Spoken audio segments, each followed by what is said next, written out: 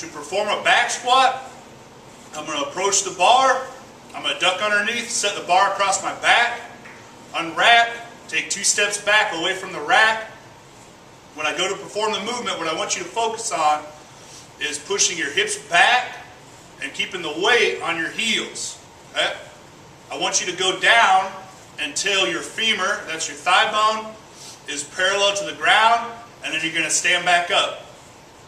The 2 most common errors in the back squat are, number 1, somebody will, instead of pushing their hips back, they'll sit straight down and their heels will come up off the ground. All the weight will be on their toes. And what happens is that puts a tremendous amount of stress on the knee joint. So we want to avoid that.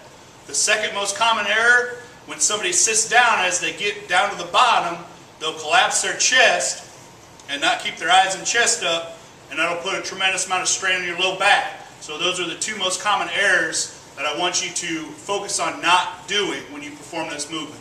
So here's what it looks like.